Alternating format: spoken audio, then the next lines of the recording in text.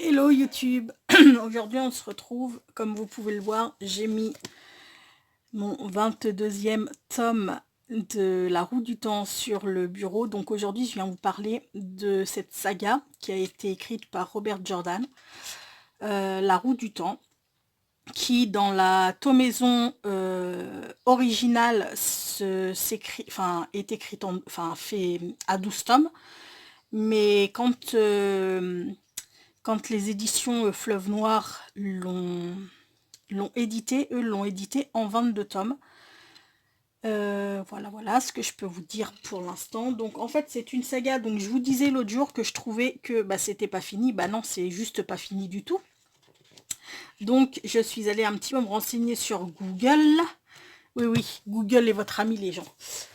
Donc je suis allée me renseigner sur Google et en fait il y a 3 tomes qui restent parce que comme je vous ai dit, Robert Jordan est mort quand il est en train d'écrire cette saga. Oui, il avait annoncé en 2006 qu'il était atteint d'une maladie rare qui réduisait son espérance de vie à une moyenne de 4 ans. Bon, sans rentrer, je suis pas médecin, donc on va pas rentrer dans on va pas rentrer dans les détails médicaux et patati et patata, mais pour faire court, il était atteint de l'amylose, qui peut être aussi appelée l'amylidose. C'est une maladie rare qui se caractérise par la présence de dépôts de protéines insolubles dans les tissus. Et les principaux organes qui sont atteints par ces dépôts extracellulaires sont les reins, le foie, le tube digestif, le cœur, la peau. Il peut même il peut toucher en fait l'ensemble des organes, mais ce sont les principaux touchés. Il peut même atteindre le système nerveux central. Et il existe forcément différents types d'amylose, car il existe plus de 18 protéines susceptibles de former ces dépôts. Donc voilà, et il a disparu en fait en 2007, n'ayant pas achevé son œuvre. Il a laissé des notes à sa femme, et du coup sa femme et son éditeur, eux, ont choisi un écrivain de fantasy qui s'appelle Brandon Sanderson. Et du coup, en fait, nous, on a tout... En France, pour l'instant, sont publiés tous les 11 tomes qu'a écrit Jordan. Par contre, les 3 tomes qu'a écrit Brandon Sanderson, c'est-à-dire The Gathering Storm, Tower of Midnight et The Memory of Light, ces 3-là sont disponibles, mais en version originale, c'est-à-dire qu'elles ne sont pas encore traduites du français. Il y a une maison d'édition qui s'appelle Bragelonne, qui a annoncé en 2011 avoir repris les droits pour publier l'œuvre selon la tomaison originale, c'est-à-dire en 11 tomes, plus les 3 de Brandon Sanderson, donc ça fait les 14 tomes. Les 14 tomes, au lieu de 28 tomes à la base, comme avait fait Fleuve Noir, mais du coup Fleuve Noir, eux, se sont arrêtés au 22e tome. Ce qui aurait été cool, c'était de prévenir les lecteurs, parce que du coup, Bragelonne est en train de traduire les tomes. Donc, ils ont annoncé que pour 2020-2021, ils traduisaient le 10e et le 11e tome. Ce qui fait que moi, le 13e, le 12e, 13e et 14e tome, il va falloir que je patiente encore quelques années. Et là où je me dis que c'est juste trop chiant, c'est que si jamais ils paraissent dans 5, 6, voire 7 ans, mais imaginez, je me suis tapé 14 000 pages, si ça paraît dans 6 ans par exemple, je vais me dire, mais je me souviens, mais des grandes lignes, je me souviens pas de tout, va falloir que je relise tout. Là, je suis juste dépitée en fait. Sinon, juste pour vous dire que c'est quand même une super saga, donc moi, sincèrement, je vous la conseille, hein, je vais juste vous faire un petit résumé très très très très succinct du début de l'aventure. En fait, c'est 4 jeunes villageois. Il y a Rand, Matt, Perrin et Ejouen qui se trouvent un jour arrachés à leur vie dans leur village. Ils ont une vie, c'est des agriculteurs hein, pour la plupart. Elle est fille d'aubergiste. Perrin et apprenti forgeron, Rand et puis Matt sont comme leur père, ils travaillent la terre quoi en fait. Donc ils sont arrachés à leur village qui se trouve dans... Bah, forcément on est dans un monde imaginaire, je vais vous montrer la carte. Je sais pas si... Ah bah forcément il n'y a pas de carte dans celui-ci. À moins qu'elle soit après le prologue, parce que le prologue il est juste extra long. Ah bah il n'y a pas de carte dans celui-ci. Ah bah alors là elle est pas mal celle-ci. Donc je ne vous montrerai pas la carte hein, pour le coup, vu que... Ou alors il faut que je coupe et que j'aille chercher un autre tome avec la carte. Bon je vais chercher un autre tome parce que quand même ça vaut le coup. Donc voilà la carte de ce monde imaginaire. Moi je kiffe tout ça. Donc eux en fait se retrouvent, sont originaires de la région des Deux Rivières qui ont complètement oublié de l'Andorre. Alors l'Andorre c'est ce grand espace là. C'est un grand pays. Là avec la capitale qui se trouve ici, Caemlyn, et le Champ d'Edmond se trouve ici. Donc en fait ces jeunes vont être embarqués dans une aventure, hein, comme vous l'imaginez bien.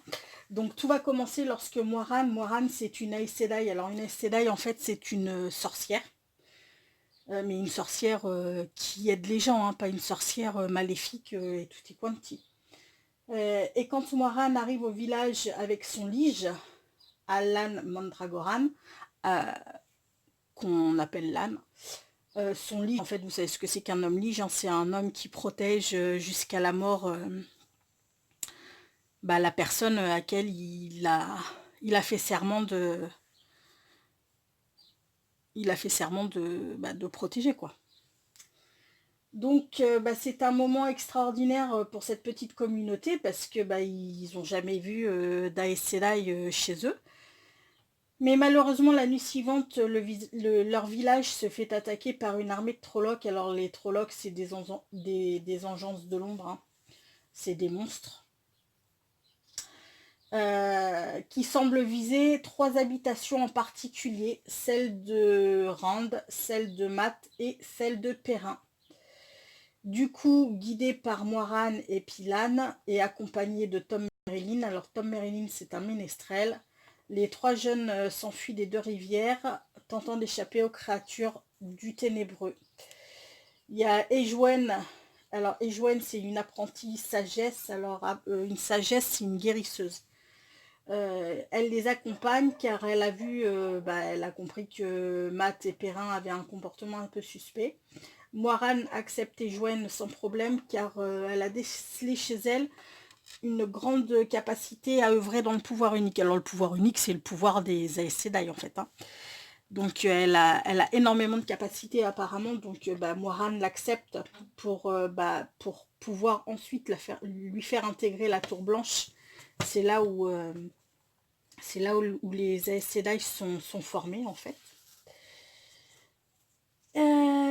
Voilà, grosso modo. Et puis ensuite il y a Nynaeve qui se joint à... Alors elle, du coup, c'est la sagesse du Champ d'Edmond, enfin la guérisseuse du Champ d'Edmond, qui s'imagine que c'est une manipulation des Aes Sedai, donc du coup, elle a la ferme intention de ramener ces jeunes chez eux. Et en fait, elle finit par accepter le fait que Moiran ait raison et qu'il faut protéger les jeunes de l'attaque des Trollocs, des Myrddraal. Enfin, tout ça, c'est des engeances de l'ombre, hein, qui essayent de les tuer.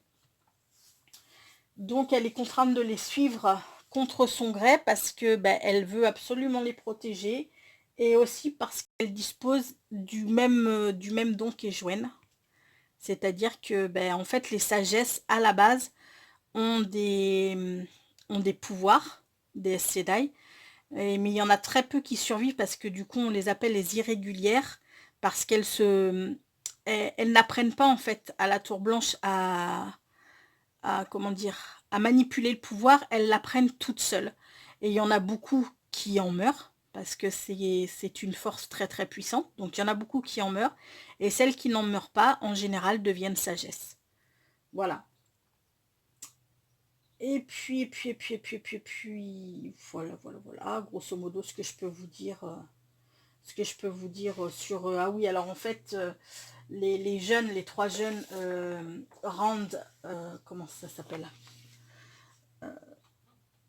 Les trois garçons, en fait, au cours de leurs aventures, ils vont découvrir qu'ils ont chacun un pouvoir spécial, car ils apprennent qu'ils sont Tarveren. Alors Tarveren, en fait, ça signifie que c'est une personne qui, comment dire, qui tisse les fils du destin autour d'elle. Voilà. C'est-à-dire que les événements qui se produisent se tissent autour de cette personne. Et Rand est le plus puissant des Tarveren, en fait. Donc, quand on se trouve à proximité de lui ou d'un autre, eh ben, on n'est plus vraiment maître de sa destinée, car les fils du destin s'entremêlent avec ceux des Tarveren, en fait. Voilà ce que je peux vous dire, parce que je vais pas vous décrire, je vais pas tout vous décrire, hein. Comme je vous dis, il y a 22 tomes. 22 tomes dans la version du Fleuve Noir, hein. Oui, dans la version du Fleuve Noir. Sinon, c'est 11 tomes, parce que eux ont divisé, je sais pas pourquoi, hein, ils ont divisé les tomes par deux à chaque fois, parce que dans la tomaison originale, il n'y en a que 11. Donc voilà ce que je peux vous dire sur La Roue du Temps. C'est vraiment enfin, pour celles et ceux qui aiment la fantasy, n'hésitez pas. Lisez-la. Par contre, si vous n'êtes pas bilingue, je vous conseillerais d'attendre un petit peu, parce que comme je vous dis, les 3 derniers tomes, pour l'instant, ne sont pas disponibles en français. Ils sont en cours de traduire, enfin, ils sont pas en cours parce qu'ils sont pas encore traduits, étant donné que la maison Bragelonne reprend la traduction, parce qu'apparemment Fleuve Noir aurait pris certaines libertés, ne serait-ce que déjà de diviser les tomes en deux. Ils ont pris cette liberté-là, et après, apparemment, ils auraient pris certaines libertés dans la traduction. Donc, Bragelonne, eux, retraduisent tout. Si j'ai envie de vous dire que si c'est juste au niveau de certaines expressions, mais que ça ne change pas l'histoire fondamentale, il y a... Voilà, hein, c'est juste après, des... Comment dire, des traductions un peu libres, mais l'histoire fondamentale en elle-même ne change pas. Donc, ce que je vous conseillerais, si vous êtes intéressé, peut-être commencer à lire, parce qu'il y a quand même, dans les 22 tomes, enfin, du coup, dans les 12 tomes, dans les 11 tomes principaux, il y a quand même 14 000 pages à s'avaler. Donc, on ne se les avale pas en un mois, vous le comprenez bien. Donc, peut-être commencer maintenant, ou un petit peu plus tard, histoire d'avoir la traduction en français des 3 derniers tomes qui vont arriver. Bon, moi, la seule chose que je regrette, c'est de pas avoir encore qu'il n'y ait pas encore la traduction des 3 derniers tomes écrits par Sanderson, parce que du coup, comme je vous dis, si ça arrive tard dans le temps, je vais me souvenir des grandes lignes, mais je vais pas me souvenir de tout, parce que quand on lit un livre, quand on lit une saga comme ça, c'est très long. Et puis, faut vous dire un truc, c'est que je vais pas m'arrêter sur ça. Moi, je lis énormément, donc si par exemple le premier tome, enfin le 12e tome est traduit par exemple dans 3 ou 4 ans, en 3 ou 4 ans, je sais pas combien j'aurais avalé de livres. Donc oui, je me souviendrai et forcément des grandes lignes, mais je me souviendrai pas de tout. Et sincèrement, ça m'embêterait de tout devoir relire. Enfin bon, c'est pas grave, c'est comme ça. Donc en ce moment, je suis sur celui-ci, de Lauren Wisberger, Sexe, Diamant et plus si affinité, aux éditions Piment. Sincèrement, passez votre chemin. Next. C'est... Comment dire, autant j'ai bien aimé Le Diable s'habille en Prada, autant Sexe, Diamant et plus si affinité, mais non. J'aime pas du tout. Enfin, voilà. C'est juste mon avis, hein. Peut-être que certains l'aimeront, mais ça se veut être Ça se veut être un petit peu dans la lignée des Bridget Jones, sauf que ça, voilà, c'est juste pas du tout... c'est juste pas du tout ça, quoi. Donc voilà ce que je suis en train de dire, mais je vais le finir, hein. Je vais le finir parce que quand je commence un bouquin, même si je l'aime pas, il faut que je le finisse. Je sais pas pourquoi, je dois être un peu masochiste sur les bords. Enfin, c'est pas que je dois être un peu, hein, c'est que je suis beaucoup, mais je suis masochiste sur les bords. Même si j'aime pas, faut que je finisse. Donc voilà. Donc lui, je vais le finir. Et ensuite, je sais pas lequel je vais prendre parce que là, du coup, je vais tomber dans le... Je vais prendre du policier. Donc j'ai celui-ci, La patience du diable de Maxime Chatham, qu'une copine m'avait offert. Et puis j'ai ensuite pas mal d'Agatha Christie. Hein. Je kiffe Agatha Christie. Et j'adore particulièrement les romans avec Miss Marple ou Hercule Poirot. Donc là, j'ai Miss Marple au Club du Mardi et le Club du Mardi continue. Et ensuite, j'ai La patience du diable de Maxime Chatham. Donc, à vous de me dire, voilà, je vais vous laisser le choix. C'est à vous, vous allez voter et vous allez me dire pour celui qui vous... Je vais vous lire les résumés, comme ça, peut-être ça vous donnera un petit peu... comment dire? Peut-être que le résumé vous donnera peut-être un petit peu plus envie de lire l'un que l'autre. Donc, pour La patience du diable, c'est des gens ordinaires découverts morts de terreur. Un go-fast qui transporte bien pire que de la drogue. Et dans ce qui semble être l'antichambre de l'enfer, un homme retrouvé sauvagement égorgé. Le lieutenant de la section de recherche de Paris, Ludivine Vanker, comprend bientôt qu'un fil sanglant relie ses faits divers. Le mal qui ronge le monde, elle le connaît, elle le côtoie depuis trop longtemps. Alors elle plonge, prête à nager dans l'horreur et à en retrouver la source. Là-bas, le diable l'attend patiemment. Donc je pense que celui-ci, je vais me faire un peu peur.